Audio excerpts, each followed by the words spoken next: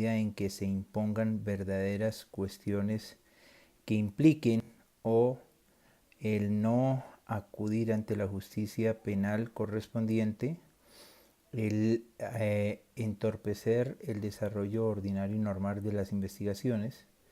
o incluso el de poder llegar a influir o influenciar en el órgano de juzgamiento o en la autoridad de decisión que vaya a abordar el caso concreto. En Colombia ha ocurrido una particularidad singular.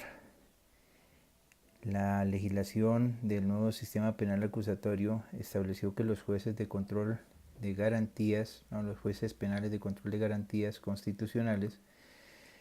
ellos pueden definir la imposición o no de una medida de aseguramiento que haya sido solicitada por la Fiscalía General de la Nación en la medida en que el sujeto implique un peligro para la sociedad. El que implique ese peligro para la sociedad. Es un supuesto que es bastante complejo, subjetivo de entrada, y que va a crear y que ha creado toda una serie de cuestionamientos, porque ¿a quién puede considerársele un peligro para la sociedad? Aquel individuo que ha cometido un acto sexual abusivo, una violación en una mujer, una violación en una menor de edad, en el que ha realizado un acto de tortura, el que ha realizado un acto de un homicidio doloso y con sevicia, quien ha lesionado de manera grave,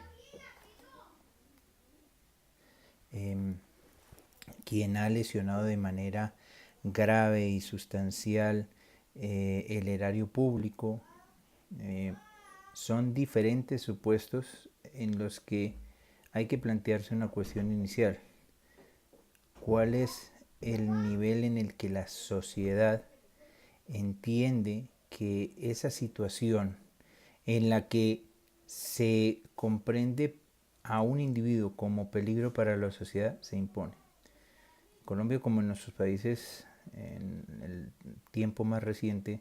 se ha suscitado toda la problemática con los feminicidios, sobre todo con situaciones que son bastante aberrantes, ¿no? Aquí hubo un caso de una mujer, por respeto a su nombre y a su familia omitiré el mismo, que fue violada, torturada y empalada en el Parque Nacional y dejada tirada en el Parque Nacional de la ciudad de Bogotá. Ese tipo de actos frente al sujeto que lo cometió representa solo para el juez, o el juez debe hacerse una representación de lo que la sociedad demanda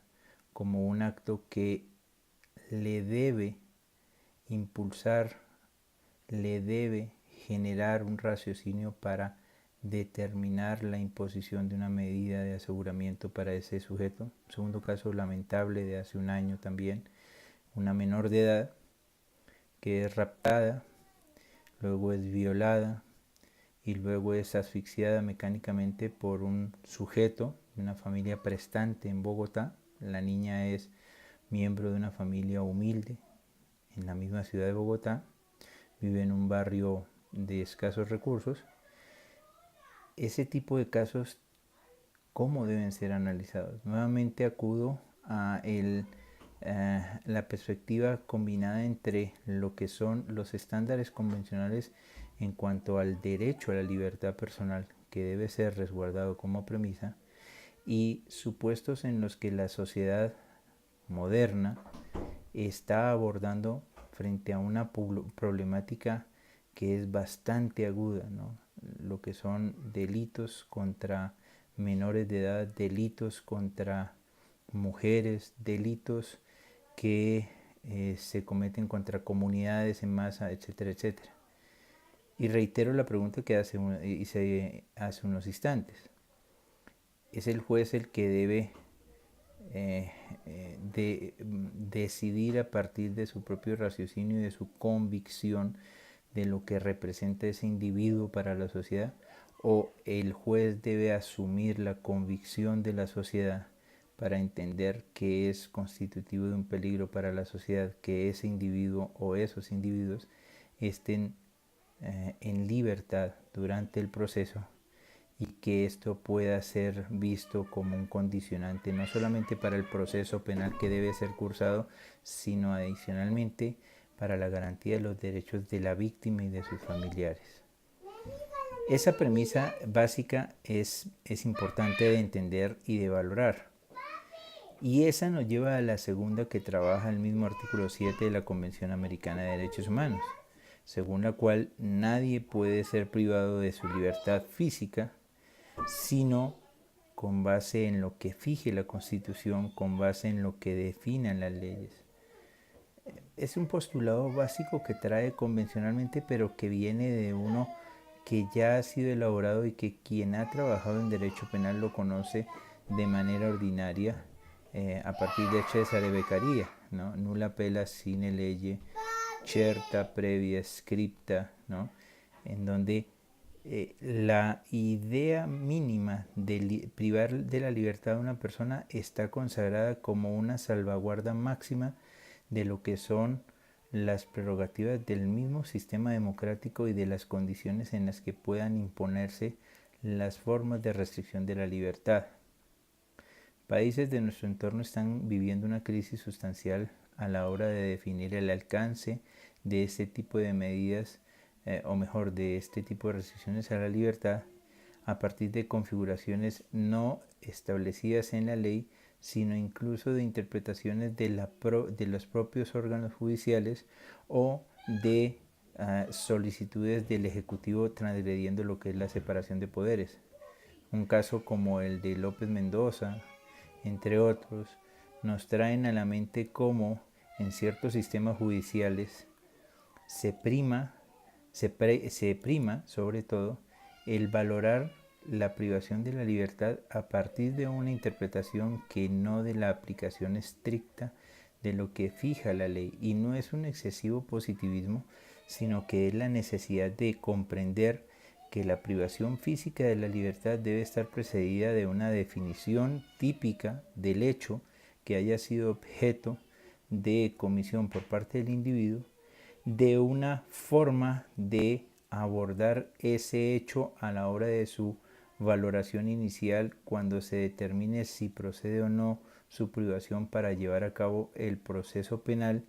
y de que éste tenga como resultado al final o no una sanción que debe ser dosificada de acuerdo a las condiciones y criterios que sean desprendidos tanto legal como probatoriamente dentro de cada uno de los procesos. Pero no pueden ser inventos o no pueden ser decisiones arbitradas a partir de lo que es la convicción,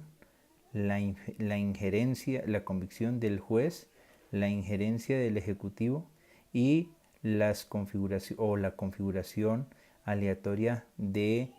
supuestos de restricción de la libertad, que terminan siendo más una forma de imposición de medidas arbitrarias, de constitución de vías de hecho por parte del Estado y de ejercicio desmedido del jus puniendi, porque no olvidemos que cuando el Estado juez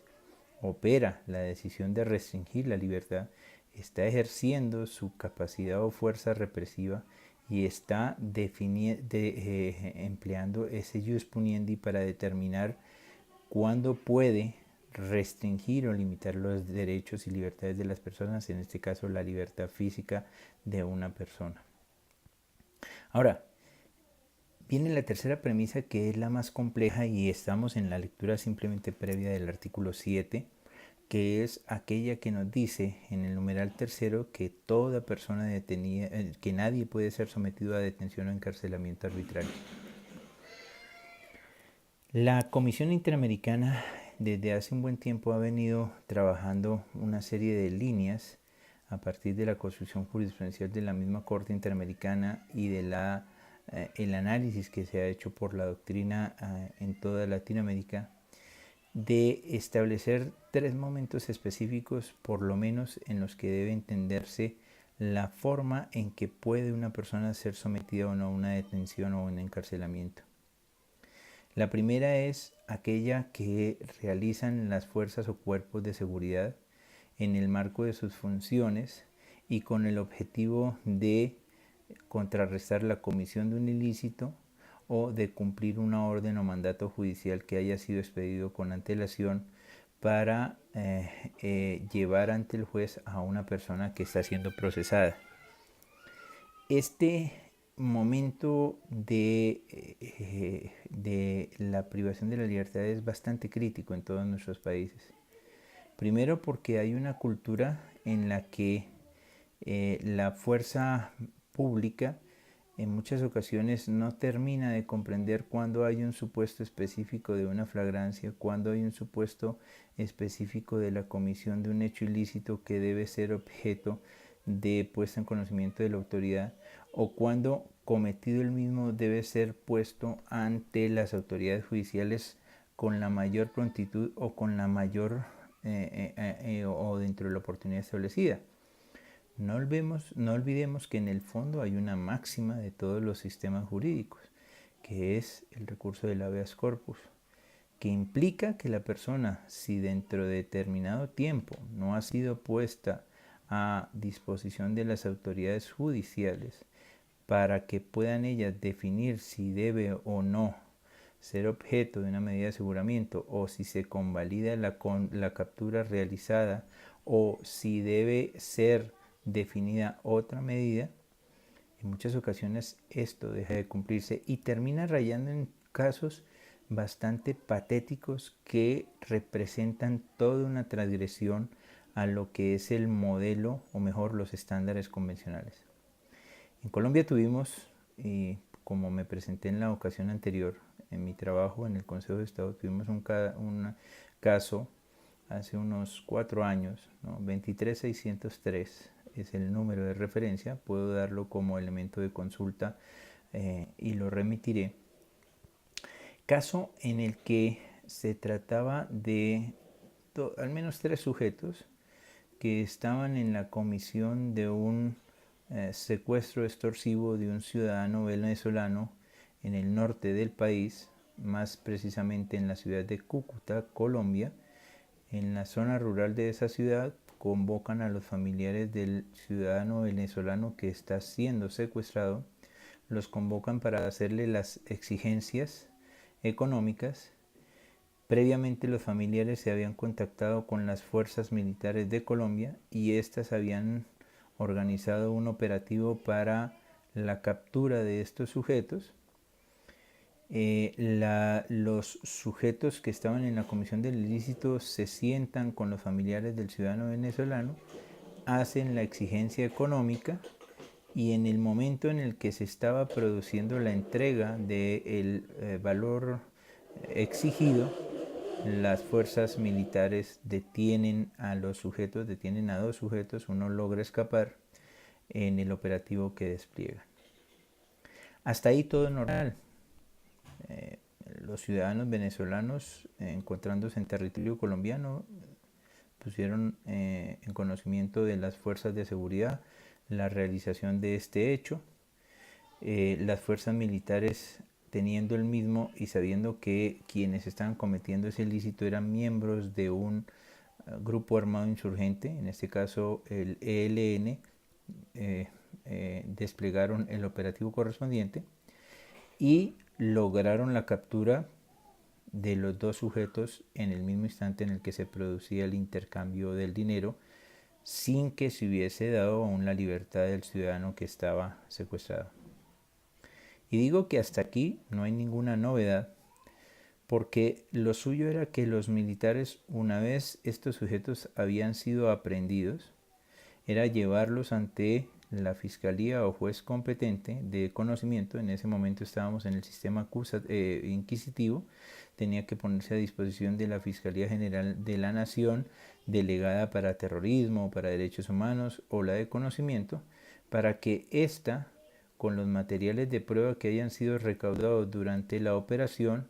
definiera la situación jurídica de los sujetos y determinara la imposición o no de una medida de aseguramiento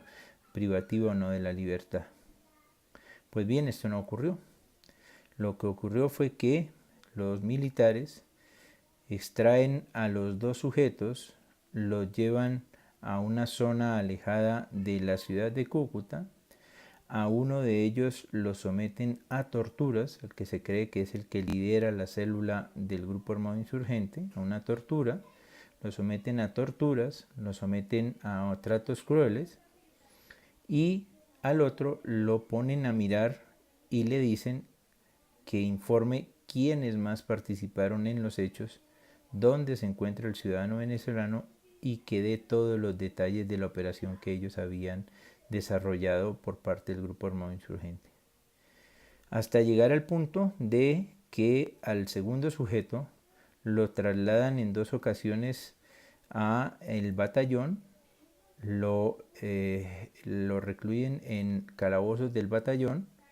Transcurren más de las 36 horas previstas dentro de la Constitución para que sea puesto a disposición de las autoridades, y el sujeto que había sido sometido a tortura y tratos crueles, a este al final, en una práctica bastante cuestionable, porque según las pruebas que nosotros valoramos, este sujeto fue sometido a lo que se llaman las técnicas de tortura vietnamitas, con ahogamiento con una especie de esponja llena de agua, boca abajo, a golpes,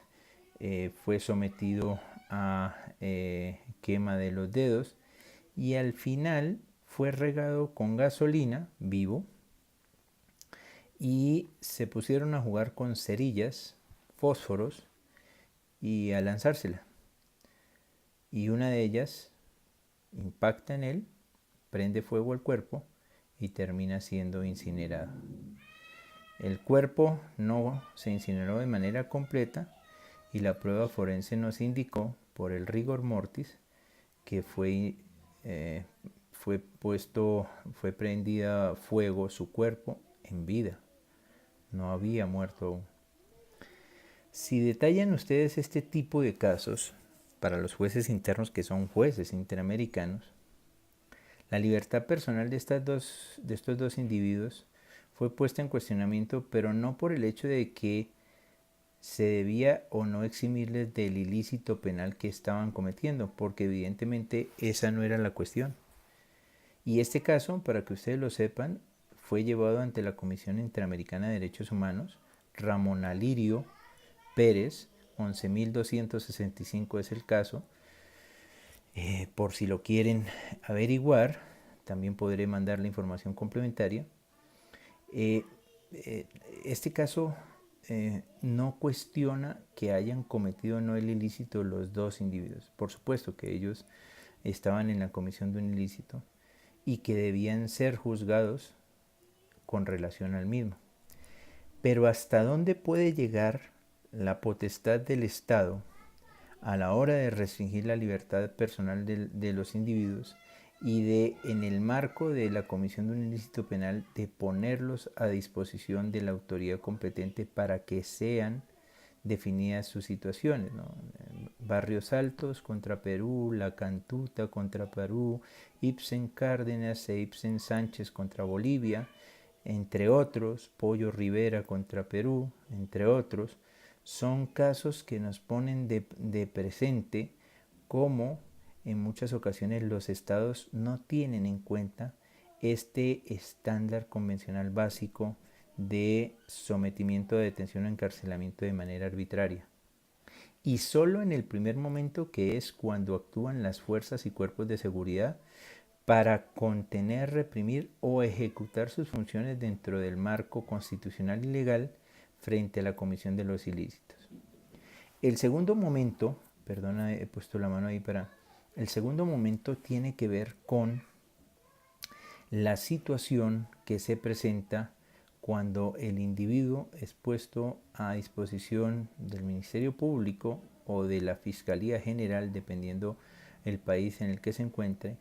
y esta debe llevarlo ante el juez correspondiente bajo un sistema acusatorio. Entonces tiene que llevarlo ante el juez para que se legalice la medida de aseguramiento. En esto también hay una serie de fallos y de debilidades del sistema que son protuberantes,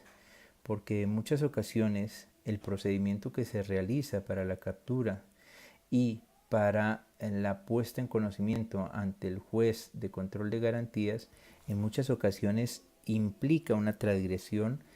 en algún momento del debido procedimiento que debía haberse surtido. Entonces, en cuanto a la forma en que es intervenida la persona para ser puesta a disposición de las unidades de policía judicial o de las unidades de policía ordinaria, ¿no? La forma en que se recaudan las pruebas que se requieren para la legalización de esa captura, la preservación de la cadena de custodia que se llama en Colombia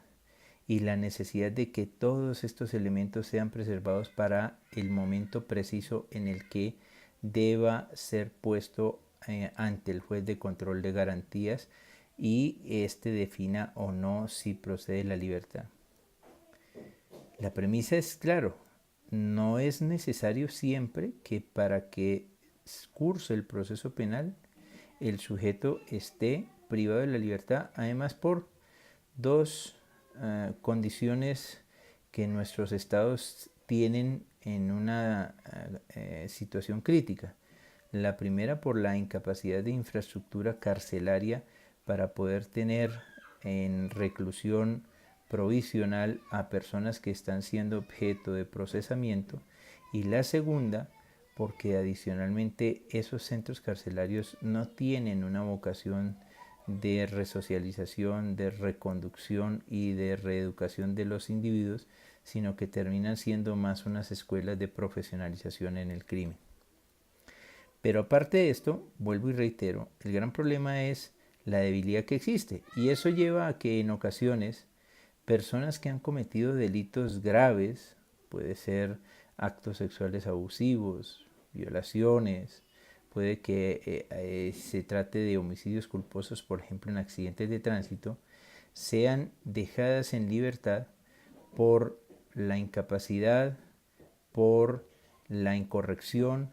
o por las debilidades que se ofrece en el sistema para que las autoridades que deben surtir ese trámite inicial cumplan con las exigencias para imponer las exigencias mínimas para definir que las pruebas que se recauden y la situación en la que procedió la intervención de la libertad del individuo sean las adecuadas para que a la hora de definirse por el juez de control de garantías éste encuentre reunidos todos los elementos, porque el juez de control de garantías, ¿qué hace hoy en día? No solamente verifica los estándares constitucionales, ¿no?, y legales de cada país, sino que examina que esto se corresponde también con los estándares convencionales, y en el mínimo momento que encuentre que una prueba no ha sido recaudada debidamente, que al individuo no le han sido informados sus derechos a la hora de la detención o de otro tipo de situaciones que hayan ocurrido, es posible que el juez de control de garantías opte por determinar la no imposición de la medida de aseguramiento, que generará para la sociedad una gran contradicción, porque es evidente que una persona que ha cometido determinado delito es inaudito que no haya sido puesto en una prisión preventiva, sino que haya sido dejado en libertad porque no se cumplieron con los mínimos fijados legalmente. Pero son las reglas de juego, y en esto no podemos nosotros esperar que los estándares convencionales se inviertan para favorecer la imposición de manera generalizada de las medidas de aseguramiento o de privación de la libertad